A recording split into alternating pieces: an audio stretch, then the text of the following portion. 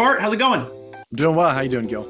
I'm doing lovely. It's springtime in Maine, and we're warming up, so I'm excited. And I know we're here to talk about a book that you recently published. But before we hop into conversation about chasing mission fit, I'd love for you to introduce yourself to our audience. Tell us where you're from, how you got there, and what inspires you. Very good. Well, I am Bart Caylor. I'm from Indianapolis, Indiana. I live on the north side, a little town called Fishers, Indiana, and been here most of my life. I grew up not too far from here in Anderson, Indiana, about an hour northeast of here. And, I was a first generation college student and didn't have a whole lot of knowledge of where I was going to go to school. And so there was a private college in town called Anderson University and a regional public called Ball State University. Those are the two that were in my purview. I mean, that's really, I knew about other schools, but that's about it. So that's kind of how I, ended up, getting my education. But yeah, I've been here in Fishers for almost 25 years now. So it's good to be here. Awesome. And I appreciate you taking the time. So in addition to an author, you co-host a podcast, Mhm. you run a consulting firm. Tell us about the Higher Ed Marketer podcast. Higher Ed Marketer podcast is a very pragmatic weekly podcast. We've been publishing since 2020. So we're well within our third year now, and we've done it every week for almost a little over 3 years. So we're creeping up on episode 200 here in the next year or so. And so we interview a lot of leaders and influencers in higher education marketing. And so that could be everybody from large flagships down to small, what I call micro colleges, student under 300 students. And so we try to really kind of get very pragmatic and try to make sure that everything is on the lowest shelf that you can reach. And so I host that with Troy Singer, and so we've had a good run, and we really appreciate all the guests that we've had on it. Awesome. And it seems like we have similar kind of superhero origin stories. A lot of people don't get into admissions and higher education because they went to college for it, right? No. There's no degree in enrollment management.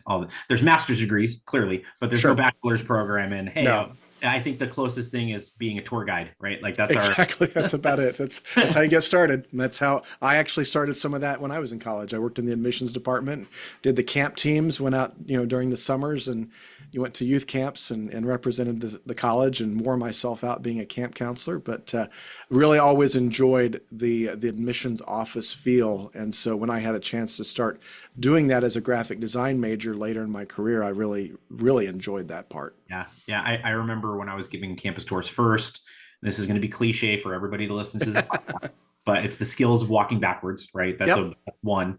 And two, I knew that days when we had rain, my evaluations of the quality of my tour were going to be lower than the days when we didn't have rain, because for whatever reason, people decide that the rain is something that we can control as the tour. Exactly. It's not as good of an experience. No matter how many umbrellas you hand out at check-in, it doesn't matter, right?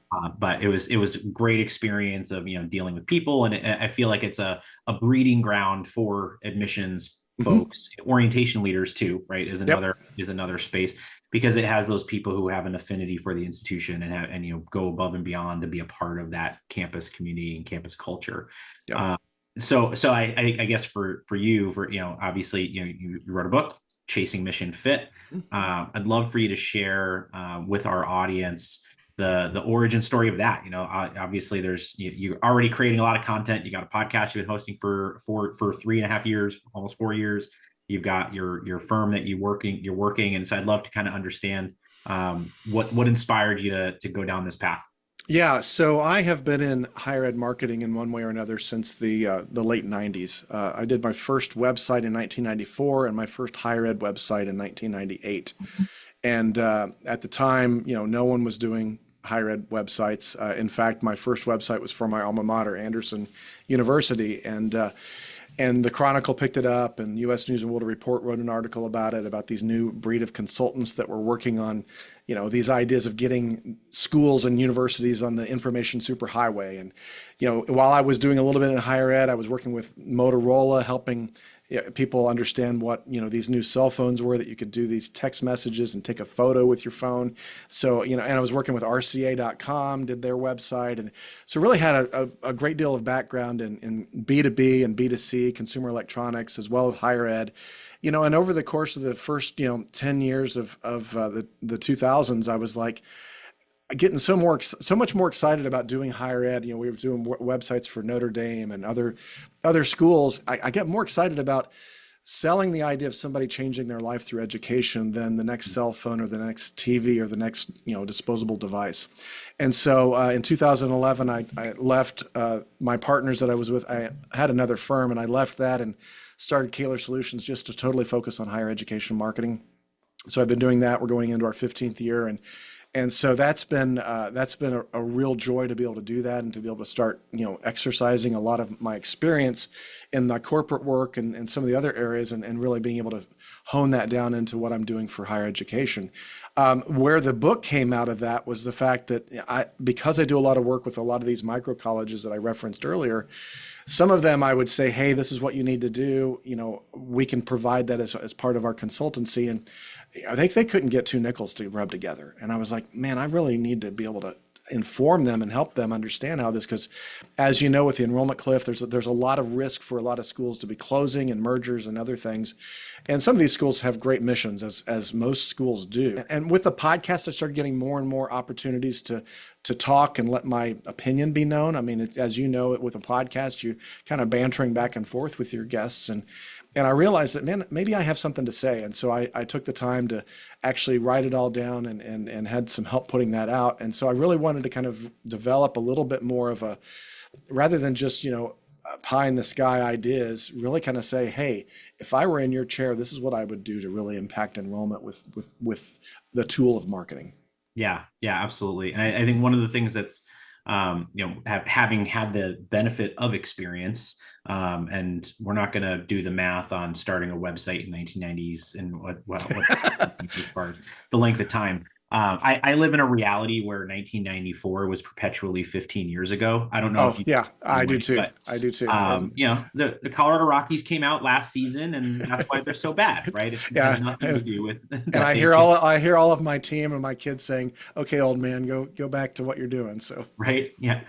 So but I think one of the things that is unique and most helpful about your book, from my opinion, is that there are so many, business books, self-help books, leadership books, which are great. Right? We love those, and those are helpful. But I think for enrollment managers and admissions and marketing folks, they're having something that is like a blueprint, right? That they can use to say, okay, I need to understand how to better leverage digital marketing, or I need to better understand how to refine my search process, or better understand how to align with marketing, right? There are key steps that are outlined in the book, right? And so I would love for you to kind of share, high level for listeners, and we're going to put a link to your podcast as well as your website, as well as the book in the episode notes for our listeners. So take a look at those.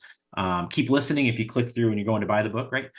Thoughtfully nurture applicants, personalize retention efforts, and exceed fundraising goals with our Cadence Engagement Platform's text messaging solutions. Designed exclusively for higher ed by higher ed professionals, Cadence helps you engage your audiences with the perfect balance of AI and personal connection. We leverage an intuitively designed interface and easy-to-use texting templates so you can have targeted conversations or scale up to expand your reach. Our powerful smart messaging can respond automatically, exactly how you would. And to measure progress, track your campaigns with unparalleled reports and analytics. Effectively meet your community where they are as we proudly feature an industry-leading 95% read rate within 3 minutes. It's never been easier to make every message count. But I'd love for you to share kind of some of your key recommendations that you feel are universal for, because every institution is different. They're going to have each chapter is going to resonate differently, but there are some universal truths for admissions and marketing for higher education that everybody needs to know, and I think that would be helpful. Yeah, I think that probably some of the universal truths are around the ideas of hey, hard times are coming. The enrollment cliff, the perception of higher education, the value that people see in that. hard times are coming. And so you've got to accept that and start preparing. And so I think that's kind of, and I start off with, the enrollment cliff is real. That's chapter 1.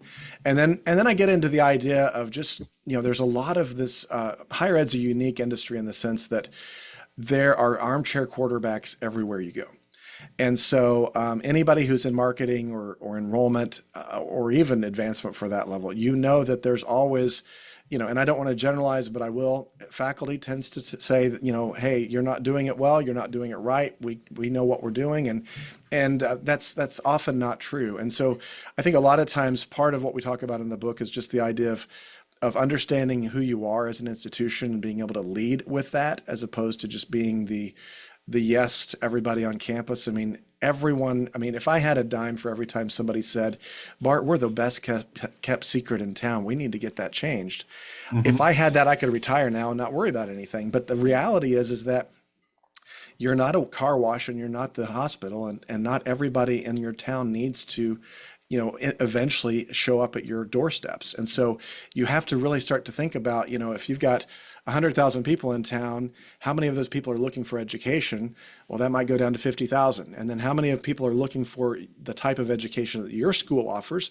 Well, that might go down even further. And if you're like a very niche-based education, maybe a technical college or community or even just a faith-based school, that slice of the pie of attention that you need is very slim.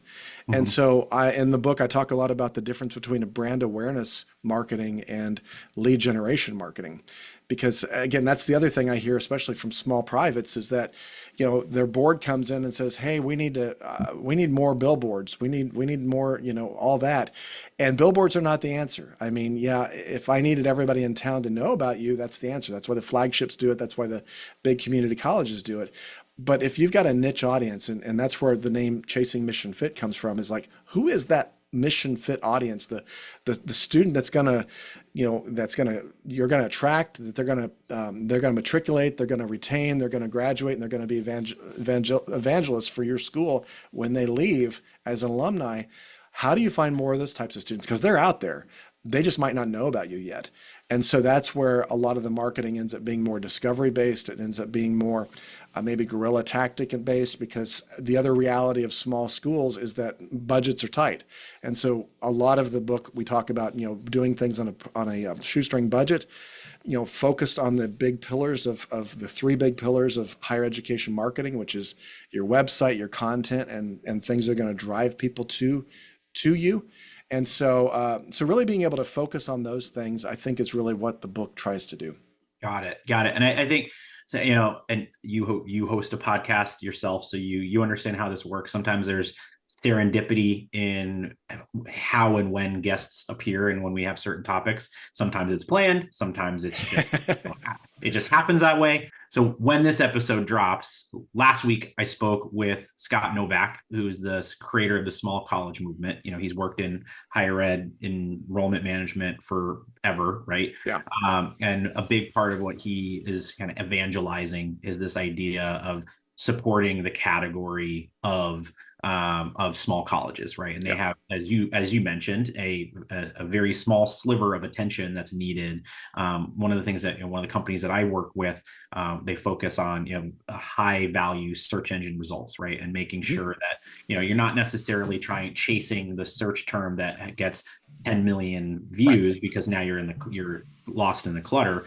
Let's find those smaller populations, because those are the people you're actually looking for, and you can convert those. You're in a much greater space, right? And one of the things that so I think that these topics speak or go well together, because small colleges have a different mission. They fill a different space in the higher education ecosystem than large flagship publics. Right.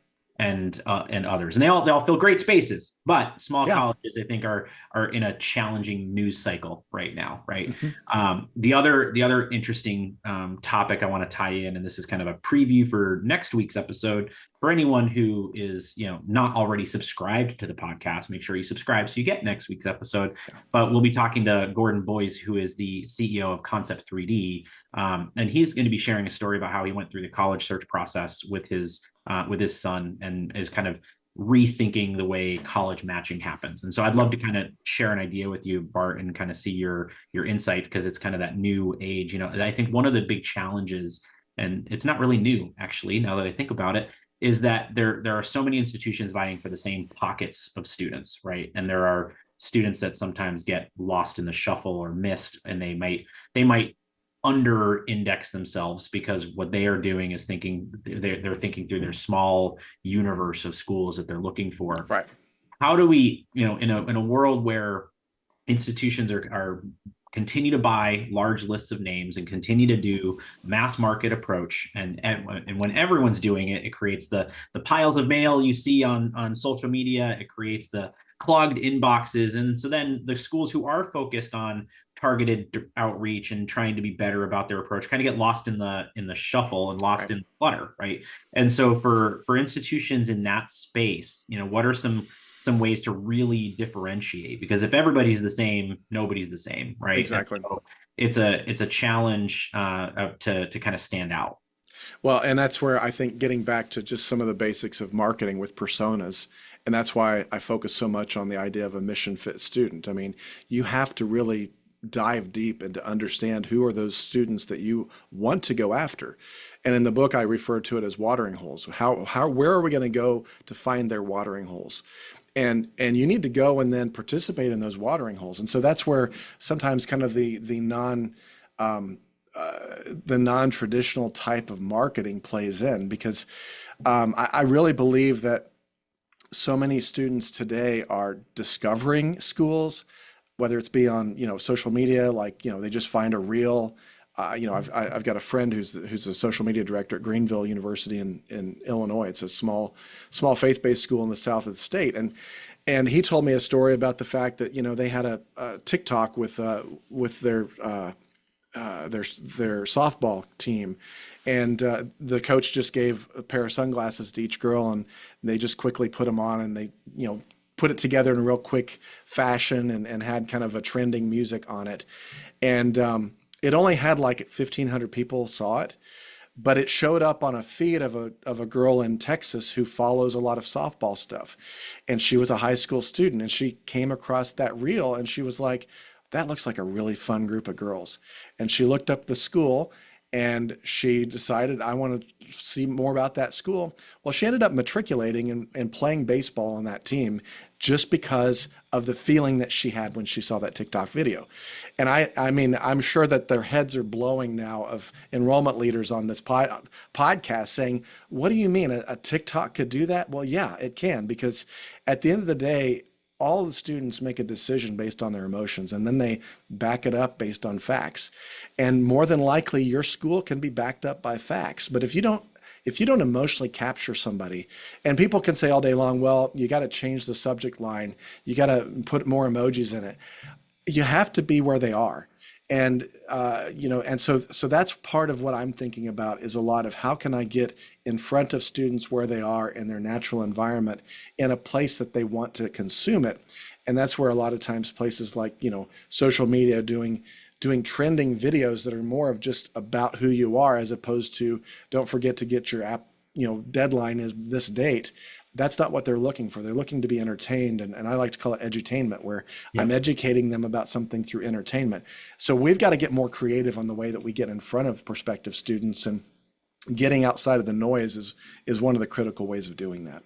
Yeah. And I think one of the challenges, and this is just because everything in higher ed, takes longer to change and adapt than literally anywhere, is that, a lot of these recommendations are, again, not new. We're just repeating them over and over again, which is marketing in a lot of ways. Right? It is. And so we know we need to do better with video content. We know we need to be better targeted with our student list acquisition. We know that billboards are not necessarily going to be the thing that drives a student to enroll at the institution. But if the president wants to buy a billboard, you let the president buy a billboard. At the end of the day, that's their budget, right? And so I think the challenge for many institutions is really making it happen, and following that advice, and having the patience to let it play out. And when we're under so much pressure to show vanity metrics that are increasing year over year, again, I get the benefit of hindsight and I get the benefit of not being on that side of the desk.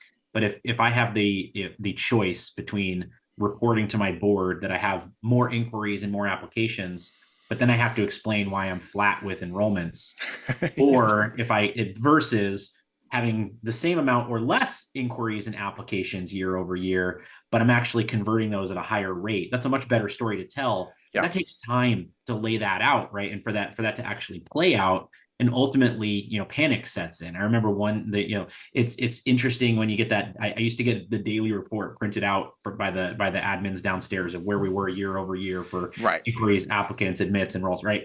And the year you're down by one, but you realize, oh wait, last year it was Friday this year it was Saturday, so we Exactly. didn't anything, right? You lose that context. And so what advice do you have for institutions to avoid the panic and be patient and actually let these things play out? Yeah, I think you're exactly right, Gil. I think that too many times we're reacting to everything rather than being proactive. And one thing I would say is that, a lot of times we're very quick to jump and change things, and sometimes it's appropriate. I mean, and I'll just use an example of lead generation. I think a lot of times it's like, hey, we've got to get more students in here. We're going to throw a lot of money at a pay-per-click campaign, and pay-per-click campaigns deliver. I mean, there's no doubt about that. I believe that, and I think that's a good thing but it's a little bit like getting addicted to crack or something else. Let's not use crack, but let's just use chocolate if you want. Yep. It's really good, and it's like, man, this tastes great, and it's filling me up and it's serving it. But you know what? After a while, it's not going to be healthy for you. And so I think that like a longer term solution is search engine optimization. So being able to write blog posts that answer questions that students have, and we talk about this in the book, of creating content that people are going to discover that's going to answer the questions that they have, and then generating calls to action within that content. And if you do that long enough and you do that well enough, you'll show up on #1 on Google for a lot of long tail categories that are going to be mission fit for your students. But the problem is that we are so quick to jump from one thing to another that we never take the time to build that long-term investment.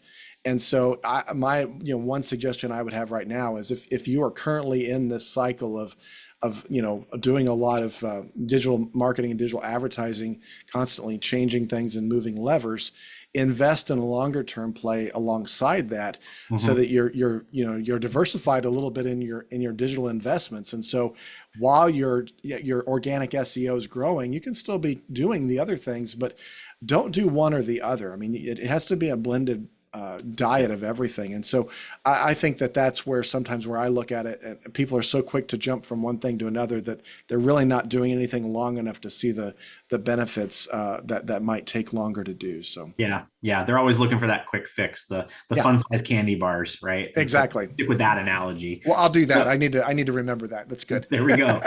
And it's interesting because one of the things I remember when I was on a campus, one of the best performing pieces of content that we ever created was a guidebook. This is when print stuff still mattered more, but again, we're dating ourselves. Gray hair. How long? Course Field opened in 1995, which was 15 years ago. But with the most important, the most impactful piece that we created was a booklet that we just titled "The Junior's Guide to College," right? Yeah. And it was for we in the springtime when we started doing travel and stuff. It was very little information about the institution, and it was all about process, financial aid, understanding where to find scholarships. But it was branded from us, right? And so it was we weren't the one. It wasn't shoving our campus down their throat. It was helping them understand the process. And then they ended up a larger share of the students we met that spring ended up applying to the institution. Yeah. You became a trusted resource, and that trust goes a long, long way. Exactly. And you think about how institutions engage with vendors, right? They trust the vendors who are publishing good content, are providing good resources, and all of that sort of stuff. Just take that and apply it to the student outreach and the student engagement. Yeah. And don't forget that applies to mom as well. Because if mom has a resource like that, mom is going to see you as trustworthy as well. Absolutely. Parents' guides, parent resources, exactly. keep it in the process for sure. Awesome. So, Bart, I appreciate your time. I'd love for you to kind of share high level, final key takeaways, key recommendations, and then, of course, how people can get in touch with you. Yeah, I think that just obviously read the book. I think there's a lot of good things in there, and I'm not trying to toot my own horn. It's been told by a lot of people that there's very practical things in there.